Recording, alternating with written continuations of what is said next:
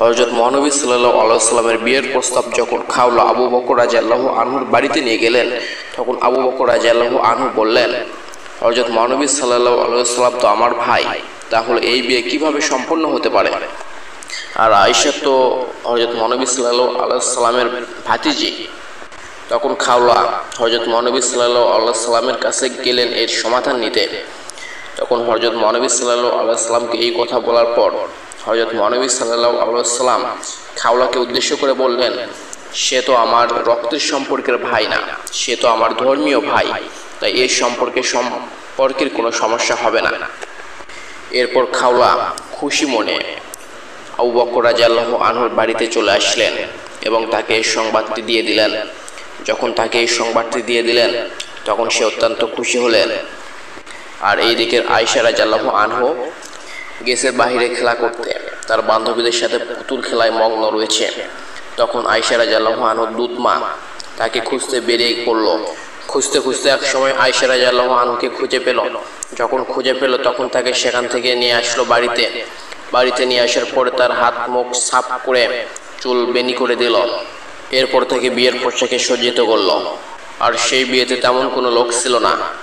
হযরত মহানবী সাল্লাল্লাহু আলাইহি ওয়াসাল্লামের কিছু সাহাবী, রোমান, আবু বকর রাদিয়াল্লাহু আনহু, আয়েশা আর কয়েকজন লোক ছিল হাতে গোনা। এরপর হযরত আবু বকর রাদিয়াল্লাহু আনহু নিজেই খুতবা পাঠ করেন। এরপর 500 দিরহাম দেন মহরনা ধার্য করেন। প্রিয় দর্শক, এইভাবে হযরত মহানবী সাল্লাল্লাহু আলাইহি ওয়াসাল্লামের বিয়ে সম্পন্ন হয়ে যায়। এরপর হযরত মহানবী সাল্লাল্লাহু আলাইহি ওয়াসাল্লাম বেরিয়ে পড়ে দ্বীনের দাওয়াত দেওয়ার জন্য।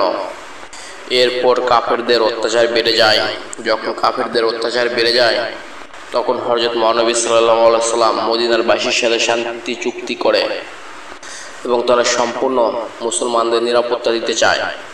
তখন হযরত মহানবী সাল্লাল্লাহু আলাইহি ওয়াসাল্লাম তার সাহাবীদেরকে নিয়ে একটি বৈঠক বস করে এবং সেখানে তার সাহাবীদেরকে বলে, তোমরা একে একে মক্কা থেকে মদিনাতে হিজরত করবে, কিন্তু এতে যেন কোনোভাবেই কাফেররা যেন বুঝতে না পারে।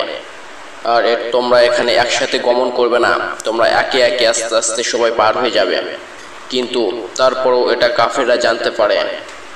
এরপর হযরত মহানবী সাল্লাল্লাহু আলাইহি ওয়াসাল্লাম আল্লাহর আদেশের জন্য বসে থাকে। যখন আল্লাহর আদেশ আসবে, তখন সে মক্কা থেকে মদিনায় হিজরত করবে। এইভাবে কিছুদিন কেটে যায়।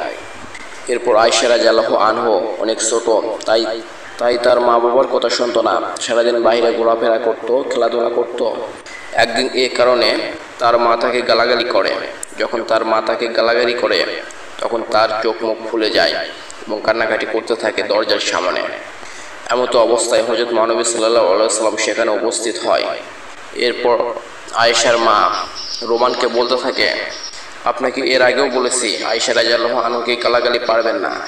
তখন রোমান বলে, সে তো কোনো কথাই শোনে না, সারাদিন বাইরে ঘোরাফেরা করে, আর একটু কিছু বললেই তার বাবাকে নালিশ করে।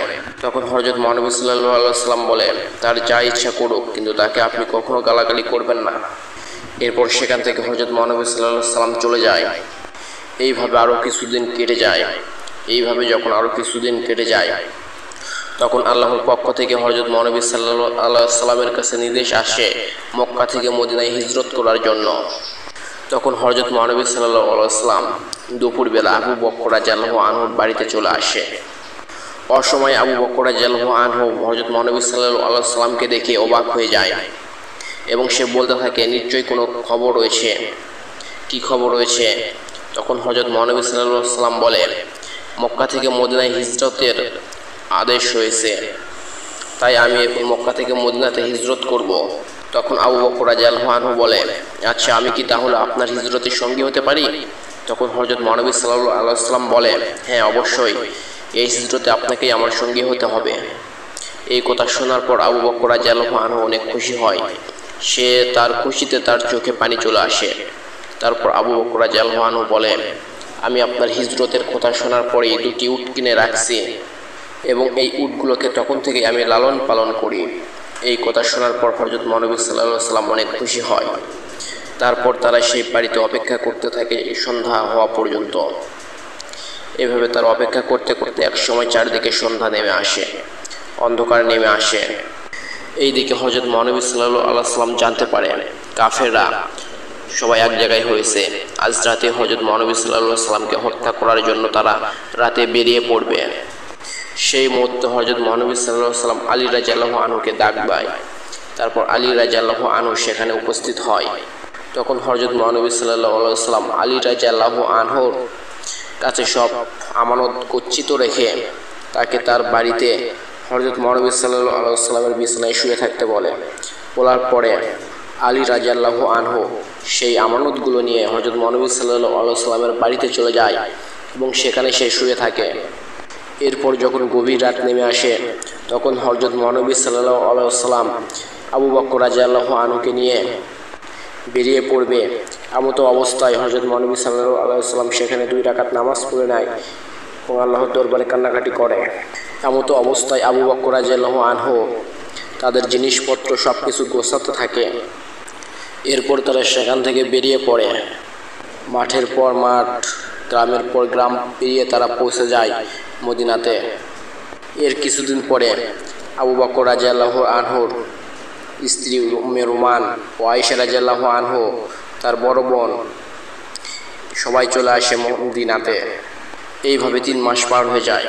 যখন 3 মাস পার হয়ে যায় তখন হঠাৎ একদিন জিবরাইল আলাইহিস সালাম হযরত মহানবী সাল্লাল্লাহু আলাইহি ওয়াসাল্লামের কাছে চলে আসে এবং তাকে বলে, আয়েশা রাদিয়াল্লাহু তো আপনার স্ত্রী, তাই তাকে আপনি ঘরে তুলে নেন।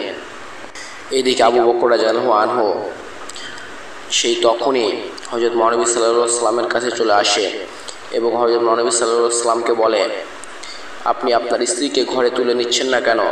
তখন হযরত মহানবী সাল্লাল্লাহু আলাইহি ওয়াসাল্লাম বলেন, আমি তো ভাবতেছি সেই 500 দিরহামের কথা, আমার কাছে তো সে পরিমাণ কোনো অর্থ নাই। তখন হযরত আবু বকর রাদিয়াল্লাহু আনহু বলেন, এটাই হলো সেই সময়। এই সময় যদি আমি হযরত মহানবী সাল্লাল্লাহু আলাইহি ওয়াসাল্লামকে খুশি করতে পারি তাহলে সে অনেক সন্তুষ্ট হবে। তারপর হযরত আবু বকর রাদিয়াল্লাহু আনহু বেরিয়ে পড়ে তার বাড়ির উদ্দেশ্যে। এক সময় সে হাঁটতে হাঁটতে তার বাড়িতে পৌঁছে যায়। বাড়িতে পৌঁছে যাওয়ার পর তার বাড়ি থেকে 500 দিরহাম নিয়ে চলে আসে হযরত মহানবী সাল্লাল্লাহু আলাইহি ওয়াসাল্লামের কাছে। তারপর এই 500 দিরহাম হযরত মহানবী সাল্লাল্লাহু আলাইহি ওয়াসাল্লামকে দিয়ে দেয় হাদিয়া হিসেবে। তখনই হযরত মহানবী সাল্লাল্লাহু আলাইহি ওয়াসাল্লাম সেই দিরহামগুলো নিয়ে চলে যায় আয়েশা রাদিয়াল্লাহু আনহার কাছে। তারপর তাকে দেন মহরণাগুলো পরিশোধ করে। দেন মহরণাগুলো পরিশোধ করার পর সেখানে একটি ছোট্ট অনুষ্ঠান করে। সে অনুষ্ঠান করার পর হযরত মহানবী সাল্লাল্লাহু আলাইহি ওয়াসাল্লাম আয়েশা রাদিয়াল্লাহু আনহাকে নিয়ে চলে আসে তার বাড়িতে। তারা যে বাড়িতে উঠে সে বাড়ির অবস্থা ছিল খুবই করুণ। চারপাশের দেওয়াল ছিল খুব মাটির তৈরি এবং ছাদ ছিল খেজুর পাতা দিয়ে তৈরি।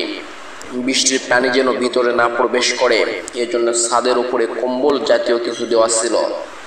সে সময় তাদের অত্যন্ত অভাব ছিল। 1 মাসের ভিতরেও ঘরে একবারও বাতি জ্বালানো ছিল না। বাতি জ্বালাবেই বা কিভাবে? কারণ তাদের কোনো তেল ছিল না।